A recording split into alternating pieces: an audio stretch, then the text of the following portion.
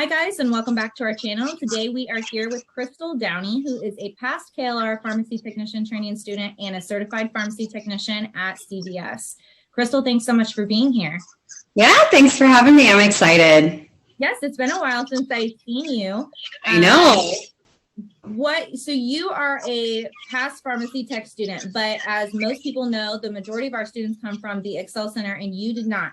So kind of tell me how did you find KLR? What made you wake up one day and decide you wanted to be a pharmacy technician? Oh, sure. It's kind of a crazy story. So I had actually lost my job because of COVID. And so I was searching for something that I was just going to grab my interest and keep me really ever changing. I didn't want stagnant or boring. And so I've always been interested in medicine. And I thought, well, this is a perfect opportunity to get going on my new career.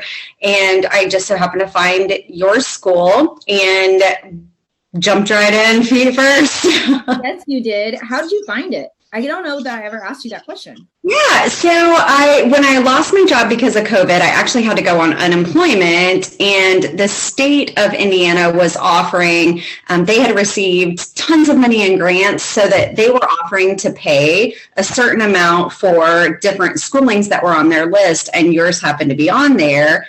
With my interest in medicine, I thought now's the perfect time. That is so perfect. Guys, if you are listening, you're interested in taking this course, there are tons of government programs that are available that KLR is affiliated with and on their lists for. So if you are someone who wants a change in career or is looking for something new or can't afford it, make sure you check that out. Also going on right now, we just launched it today, is a scholarship opportunity that we are giving away in recognition of Pharmacy Week. So if you are interested in taking the course and listening to this video right now, make sure that you check out the link below. We'll link that in the comments below so that you can apply to that scholarship. Crystal, what was your experience with taking the course in general? How did you feel about it? I can say how I felt about you. I know that you did jump right in. You were all about it. I think you did nothing but work and study for the entire 8 weeks. You killed it. But I want to hear your experience, what you think that you enjoyed, how you, how you see it. Yeah, sure. So coming from a background of no medicine knowledge whatsoever, I was very nervous. I was worried I wasn't going to be able to get it. I was going to forget everything. So I did basically live studying. Flashcards were my life. But I felt like the way that you taught the class was very easy to comprehend from somebody that has no previous knowledge of pharmacy or medical experience, period. The flow of the class kept me very interested, and it kept me wanting to keep going and wanting to learn more. I felt that the way that you approached teaching in such a different manner from like when you're in high school or college or whatever, it just helped me grasp that, and it really allowed that information to just like worm its way into my brain and stay there forever. That is so awesome. And was it this year, Crystal, or was it a year ago already that you took the class? Yeah, it was a year ago. Oh my goodness, yeah. You're a 2021 graduate. Yes. That is so cool. I can't believe it's already been a year. I can't believe it's been a year since I've seen your face. That's crazy. That's crazy. Okay, so after taking the course, you got a job. So, okay, you took the test and you got a job like right away, didn't you? Yeah, so I actually had an offer prior to even taking the NHA. I had reached out to just kind of gauge CVS and see where they were at because I was interested in retail pharmacy to start. And right away, they heard that I was in school for it, that I was about to take the NHA, and they snatched me right up. And they were willing to wait, 3 weeks or whatever until I took the test and got my license. And I've been with them ever since. That is awesome. So tell me about, I know you've had some serious progression there. So kind of tell me about that progression. And I am just so excited to just have everybody hear all of this. Yeah, absolutely. So again, I had no previous pharmacy knowledge prior to taking the course with KLR. And with that information, I was able to very successfully pass my NHA, which gave my potential employer a really kind of a leg up when they snatched me. And so within the last year, and as of, I don't know, in like 2 weeks, maybe 3 weeks, it'll be a year that I've been with CVS. I am already a lead tech. I am the training coach for my district. So I train all the new employees that come in. Go, girl. That is so cool. I'm so proud of you. Thank you. But that's not it. I'm also an immunizer, so I'm able to give the vaccines to people that come into the pharmacy. And now, as of yesterday, I am also the digital captain. So I help teach all of the new patients and customers that come up that have questions about the CVS app or how to link their pharmacy profiles, all of those things. I walk them through it, and I kind of push that out there because it'll decrease, those phone calls that we get every day and things like that. And so I'm kind of a Jill of all trades, if you say. I am so proud of you. That is incredible. So I do want to say, okay, you guys, if you are currently taking a class, getting ready to take your national exam, comment below and let us know what you just heard Crystal say that you guys would believe is incorrect. So Crystal, you remember in class, we obviously talked about what things pharmacy technicians can and cannot do. And we talked very clearly about pharmacy technicians cannot give immunizations. Guys, we've talked about this in class. I talk about this in every course. The national exam tests you on only national information. It does not test you on state-specific information. In some states, pharmacy technicians can immunize patients. And that is what Crystal's doing. We have multiple students doing that all over Indiana. I am not familiar with all the laws in all the states, but I do know that in Indiana, that is absolutely okay. But keep in mind, if you're getting ready to take your national exam, the answer is negative. Cannot do that. Do you remember that, Crystal, in class? Yes. Yes, I was very surprised when they rolled it out and offered to give us the classes on becoming immunization certified. So how did those classes go? What all did you have to do? So they were actually really simple. Most of it was just like an online class. It was like a 4-hour type thing. But then we had to practice so many times with like saline on our coworkers, which was fun. My poor pharmacist, her arm was pretty tore up by the time. But it was, it wasn't that hard. We can only do intramuscular. We can't do sublingual, or subcutaneous. Only the pharmacist can do that. But flu shots, the new COVID boosters, the bivalent, we can do all of those. That is awesome. I'm so proud of you. It sounds like you're doing a little bit of everything, getting your foot in the door everywhere. Are you loving it? Absolutely. Absolutely. Of course, there's days where you're just crazy as could be because you're so busy, but it's definitely worth it. I feel so empowered with the knowledge that I received. And my pharmacists actually, they have trust in me because they know that I actually know what I'm talking about because I learned it. I think that's so cool. And I was just going to say, when you said, right before you said you feel empowered, I can see the difference in confidence in you. That's so cool. And I think that goes with really going for what you want and realizing that you can do all these hard things. And that's so cool. I'm just so proud of you, Crystal. That's awesome. So I really want to give the students a rundown of what your day looks like at CVS as a pharmacy technician, what you are doing, kind of what you're experiencing, as if talking to people who have never worked in pharmacy before. Tell them what it looks like. Sure. So I work, my schedule's kind of all over the place because I do have so many different job titles, but a typical day as just coming in as a tech, the lead tech, what have you. So I would come in, clock in. I would check my board assignments for the day to find out what positions I was going to be in at what time. That's a big thing because it kind of gives your mind time to adjust before you go to each station. So for instance, if I started out at the drive-through window, then I know I'm going to work on the return to stocks. I'm going to get all of those done while I'm over there and get those put away. And then I would move to pickup, and that is where I'm helping all the patients that come up that want to get their medicine, assisting them, with questions about things out in the store, how to find things, directing them to the pharmacist, that type of thing. And then I would move to drop off, and that's where patients are going to come in. They're going to be bringing in a new medication, a new prescription, or asking for a refill. So we would do the data entry and put all that information in there, tell them how much it's going to cost, how long it's going to be, etc. And then I would move to the production, which happens to be my personal favorite. And that's where we fill the medications. So the prescriptions would print out and the labels would print out, and we would go pull that medicine off the shelf, count it, sometimes double count it depending on the medication, and then put it in the bottle, label it, bag it, and send it out so that they can go on their way.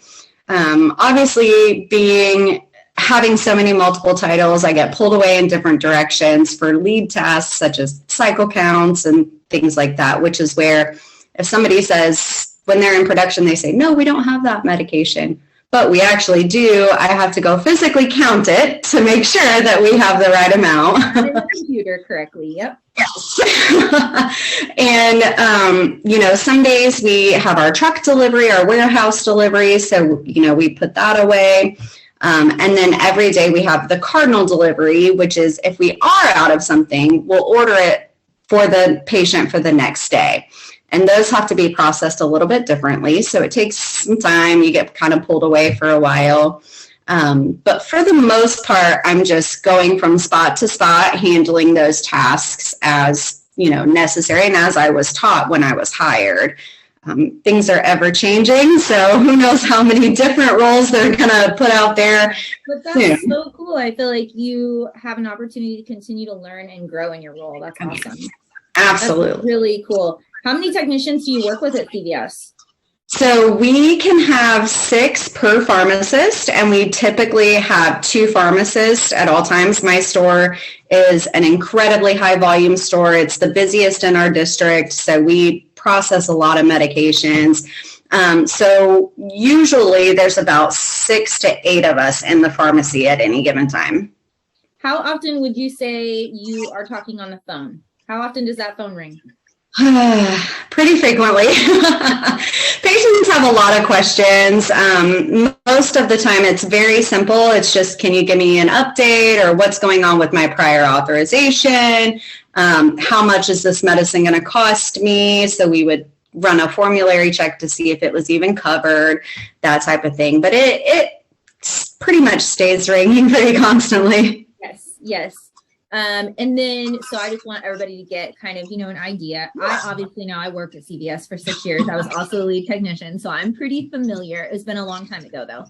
How often when you are talking on the phone, are you talking to insurance companies and doctors' offices?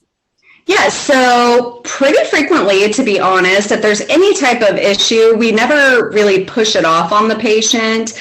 We always want to make that call to the insurance or the doctor ourselves, because we know what information is needed, and it's just a lot easier for us to handle that. So it is pretty frequently. There are some long wait times at different insurance companies, but we just stay busy, doing data entry or something like that in the meantime.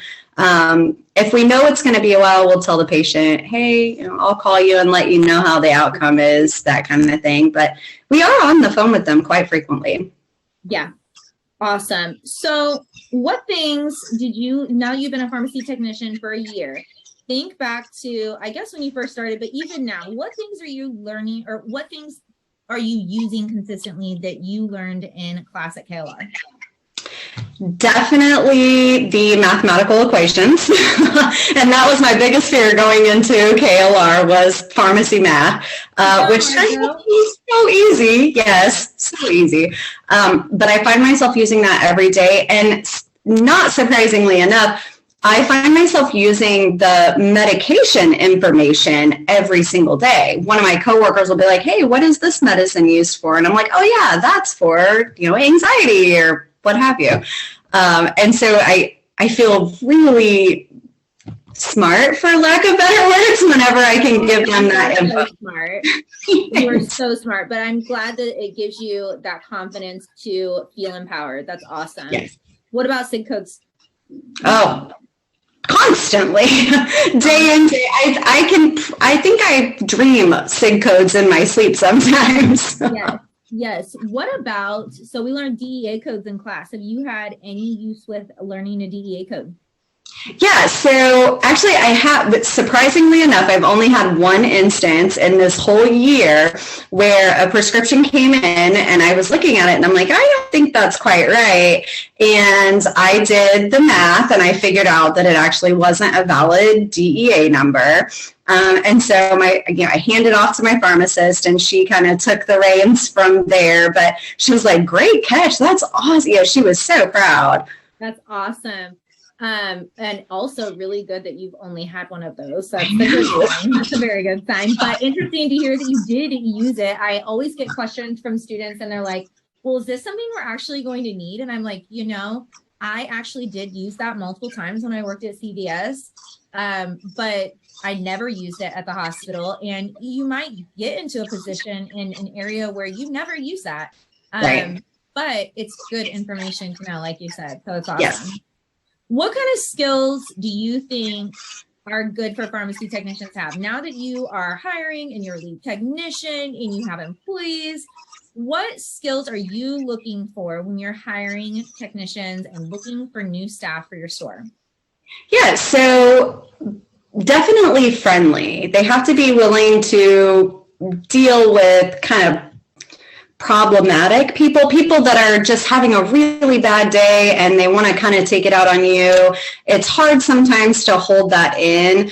Being able to quickly problem solve and say, I understand that you're having a bad day. Let me handle this for you, is really important. And just confidence, having confidence in yourself and knowing that you are not going to know a tenth of what you need to know when you walk through those doors, and that's okay. Nobody expects you to. Absolutely, because I feel like the majority of the learning is done in your store. It's done in the job, right? And so, I get a lot of questions about, well, do you need an internship or an externship? And I'm like, no, because truthfully, a lot of places like to hire people with no experience because we can teach you our own way to do our own things.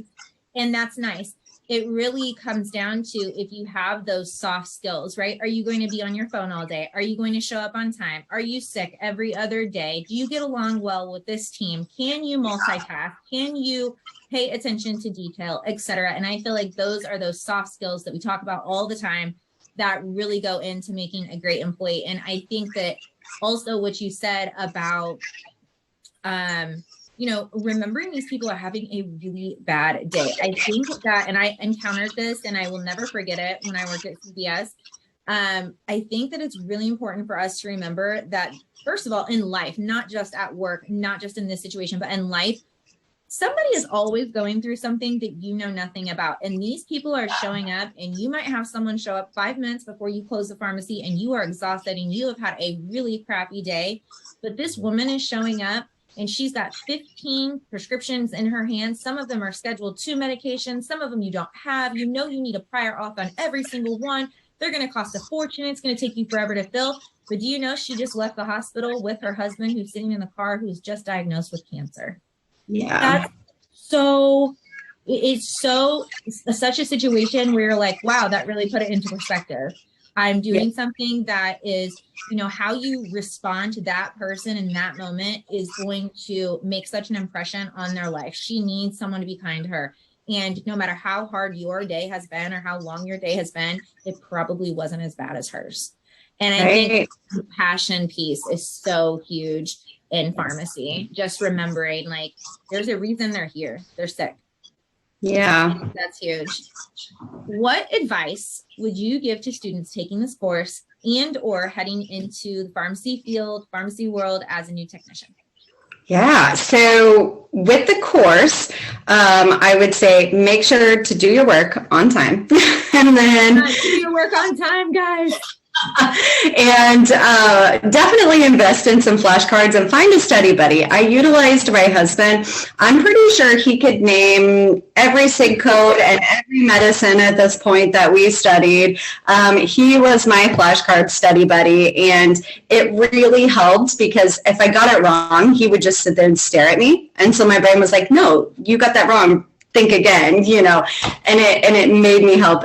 It made my brain think a little bit further into what I needed to do to focus to be able to pass that test. That's so awesome. Kudos to your husband. That's awesome. Yeah, that's what I thought, you know. And for those going into the pharmacy field, if you're going into retail pharmacy, just know, like I said, you are not going to know everything right away. They are going to teach you what you need to know. It is okay to ask questions, and it is okay to not know the answer to anything. A lot of people come in and they feel super overwhelmed because they may have just gotten out of school or they don't know anything. And I've seen other coworkers come through in that fresh, you know, stage, and they are terrified. And, you know, in retail pharmacy, they're going to make you feel welcome. They're going to help you understand, and they're going to help you see what you're doing wrong and how to fix it. I don't know about hospital pharmacy. I've not ventured to that side of it just yet, but retail pharmacy, definitely it is okay to not know. I feel like it's the same in both areas for sure. I mean, I think people understand like, hey, this is a whole new world. And especially, you know, senior technicians, they remember being the new technician, and that's tough for a little bit. But I feel like if you get your foot in the door and you ask questions and you show up on time, and you pick up your phone and you work hard, you're going to be fine. So fun fact, I just want to mention and brag. After you took the course, you had someone else special take this course, right? Yes. So after I took the course, my daughter, she decided that she wanted to go into the field as well. So my husband and I paid for her to take the course as well. And she also is working at a CVS. She loves it. With mom? Is she not with mom? No, unfortunately we can't, because I would be her superior. So, you know, occasionally she's allowed to come and help out at my store, or me vice versa go to her store, but we can't work in the same one, sadly, as much as I would love it. That's so cool though. And Kaylee did an awesome job also in the course. She was amazing. And it was really fun to have you and then have her. And I kept thinking, oh, I'm just going to give her a hard time and be like, I'm going to call your mom if you don't do these assignments. But she was all over it, so it didn't matter. She's just like you. So it didn't really, I never really got the opportunity to be like, I'm going to call your mom. Crystal, thank you so much. I think this is a great way for students to really hear what it's like and to really see how far you can grow as a pharmacy technician. And in such a short time, I think that is incredible. And I think a lot of technicians go into the field thinking, well, what if I don't want to be a technician forever? Why would I want to go through this class and pay this money to take this course and work this hard to be a pharmacy technician for the rest of my life, just a pharmacy technician? Well, first of all, it's not just a pharmacy technician. You're doing big work. You're doing important work.